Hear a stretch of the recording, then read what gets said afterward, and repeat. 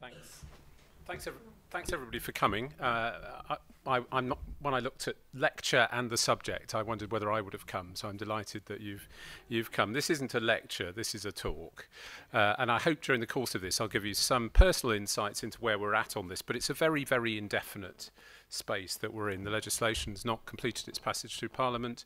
We're still in a pilot stage, and the whole the extent to which this gets embedded into public policy is still, I think, quite questionable. What I'm going to do in this presentation is just to remind you and set in context what the Health and Social Care Bill says about health and wellbeing boards at the moment.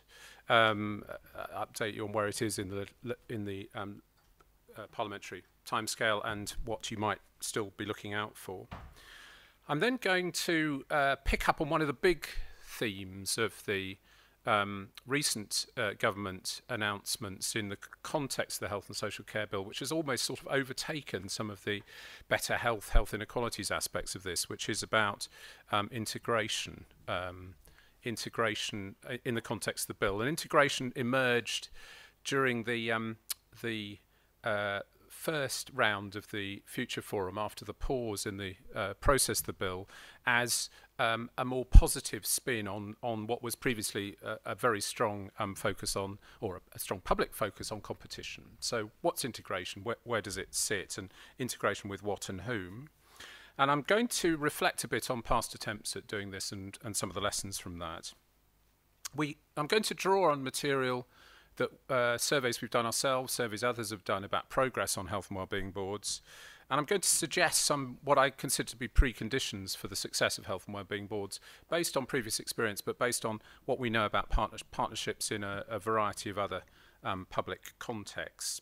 And then I'm just going to reflect a bit on opportunities to try and set you up for a conversation later, and some of the emerging issues from those places that have cracked on with health and wellbeing boards. So quite a lot to do in 45 minutes.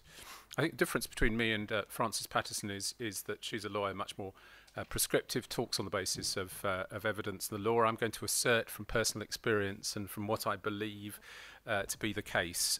So don't take everything I say as absolutely the case. This, as I said before, is a very indefinite space. There are copies of the slides I'm going to use in my presentation outside for you to grab, but rather than you just whip through them and say, oh God, I've heard all this before, and leave, I thought I'd make you wait for them. So they're only available if you sit through all 45 minutes of me. Okay. So just a little bit about the overall context for local government, because I think we shouldn't, this is not an ideal situation to be embarking on a major new programme of partnership that is seeking to address long-standing issues of inequality of access, inequality of outcome in relation to health. Local government had a very bad settlement, possibly the worst settlement for the public sector as a whole in the spending review, and the autumn statement that announced further gloom. And it's difficult to work out the maths of this, but my colleague in Local Government Association, Stephen Jones, has suggested that for some councils, the cumulative effect by 2015-16 is a reduction of 40% in their current budgets. And it's running at something like 8% a year during that period. For some, it's higher. And the way it's worked means that the burden has fallen hardest on those authorities that perhaps did best from the Labour government, Northern authorities, some Midlands authorities, and some authorities in the South have actually benefited. So some actually had a small net gain, believe it or not.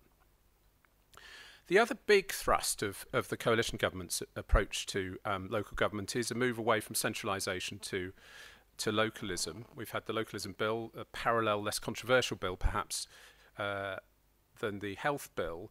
But I think one of the big questions for the whole Health and Wellbeing Board debate is the extent to which local health, social care, council economies will actually have the freedom to do what they think is right to address local priorities and particularly local health inequalities. We had high hopes of the incoming government around community budgets, place-based budgets, as we used to describe in the local authority, which is the ability of local leaders to pool resources locally right across, particularly all sorts of public services, but perhaps other budgets as well, to achieve better outcomes without the same focus on accountability back for individual bits of the budget. And this, I think, is quite fundamental to whether we're going to see real progress with health and wellbeing boards. Sadly, the only community budgets we've got formally announced are those that relate to troubled families, the work that Louise Casey's leading, and there's a relatively small number of pilot sites that have been successful in the first instance. And we're still awaiting the details of the public health architecture, although I think there's going to be a further significant announcement by the Secretary of State next week about that.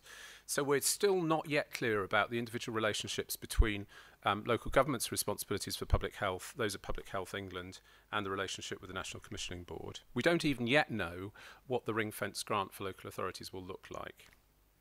And there's a big issue for social care more generally, which knocks on to this, around choice, diversity, personalisation, and I personally would hope for much faster progress on personal health budgets, for example, to parallel that for social care.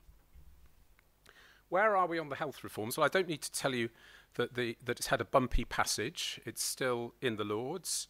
I think I'm right in saying that the Lords report stage is not until the 8th of February. So the Lords will be proposing amendments, particularly around the role of the Secretary of State, and then the bill returns to the Commons, and there's a degree of ping-pong that then proceeds as they try to amend the bill. And it's a huge bill. It's a bigger bill than that which created the NHS, and it needed 1,000 amendments after the pause, and it's had a substantial number of amendments debated and proposed since. And I think by the time it gets back to Parliament, there'll be even more amendments. So anybody who can track this bill in detail needs to get a life, I think.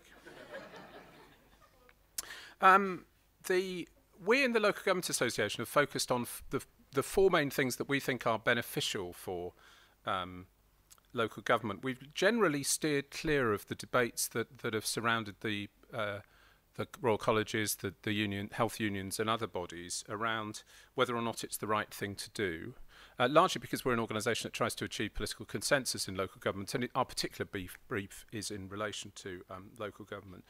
And I think it's fair to say local government in general is more relaxed about diversity of providers than the health service has for considerable vested interests. The four main parts are health and wellbeing boards, which I'm talking about today, the commissioning and provision of NHS services essentially being a local activity through what are now called clinical commissioning groups, the proposals for public health, and patient and public involvement. I'm just going to say a bit about all of those. And there are still very complex transitional arrangements before this process begins. It's on quite a fast trajectory. By April 2013, large parts of this should be in place. But we don't know, for example, how many clinical commissioning groups will be authorised to start commissioning, what the role of commissioning support organisations will be, and the biggest challenge, I think, for the health economy generally is the 20 billion Nicholson challenge, the efficiency savings that surround this. And I think it would be a big enough, this is an unprecedented shake-up in terms of scale for the NHS, I think even by previous NHS standards, but then to set a financial target which is bigger than any health service anywhere in the world has achieved over that period of time is a very toxic combination, I'd suggest, and one that I think actually sets a very difficult backdrop for health and wellbeing boards. So a bit more about health and wellbeing boards. The intention is that they will be drivers of system reform. I think it's fair to say that the health and wellbeing boards and the role of local government in these reforms reflects the Liberal Democrat bit of the coalition government more than the Conservative original intentions. I think Conservative intentions were to free up local commissioners, free up clinicians and develop more of a market in healthcare. You could argue that some of these other bits sit quite uncomfortably with aspects of that because they pull the complexities, the messiness of local democracy into the equation. But health and wellbeing boards, I think, are pivotal. Membership is not specified. Membership is specified, sorry, minimum membership is specified, but there's quite a lot of scope to work it differently. I'll say more about that later. And their main responsibilities in the bill were to promote the coordination and integration of services, to develop the joint strategic needs assessment, which is something we've had before, but most significantly to develop the joint health and wellbeing strategy. And what the big exam question, I think, for health and wellbeing boards is extent to which local priorities in the health and wellbeing strategy to address local issues, what weight they have against national must-dos, the operating framework, or indeed other expectations associated with for clinical commissioning groups or for the national public health system. And there is a duty of cooperation within the system for the different elements of it, health and wellbeing boards, clinical commissioning groups, but also the commissioning board itself, because a good chunk of local commissioning activity will still be done by the NHS commissioning board, not least holding the contracts of primary care, dentists and others. And the intention is the health and wellbeing board will provide both democratic accountability for the overall commissioning for the place, but also provide a framework in which some of the more difficult decisions the health service has almost definitely got to make can secure political agreement in a less or frenzied way than has tended to be the case when the NHS has done something and then told local government about it. And I think Andrew Lansley was persuaded of the benefits of the health and wellbeing boards because he saw the possibilities that senior politicians might actually sign up to and agree the need for health reforms, particularly the vexed issue of hospital closures or reconfiguration of services.